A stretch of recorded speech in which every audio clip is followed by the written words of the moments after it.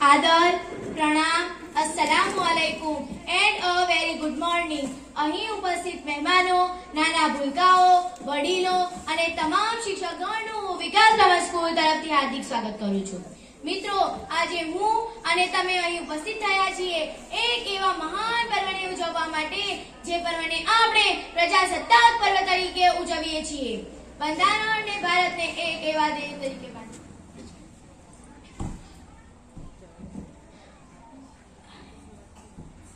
બંધારણને ભારતને એક એવા દેશ તરીકે માન્યતા આપી છે જે ધર્મનિરપેક્ષ, બિનસાંપ્રદાયિક અને સાર્વભૌમ છે. બંધારણ શું છે?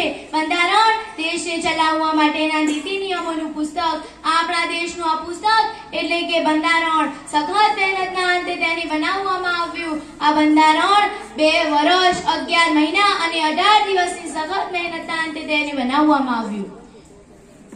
આ બંધારણ 26 જાન્યુઆરી 1950 ના દિવસે તેને લાગુ કરવામાં આવ્યું અને ત્યારથી આપણે આ દિવસને પ્રજાસત્તાક દિવસ તરીકે ઉજવીએ છીએ. બંધારણને ભારતને એક એવા દેશ તરીકે માન્યતા આપી છે જે ધર્મનિરપેક્ષ, બિનસાંપ્રદાયિક અને સાર્વભૌમ છે. બંધારણ શું છે? બંધારણ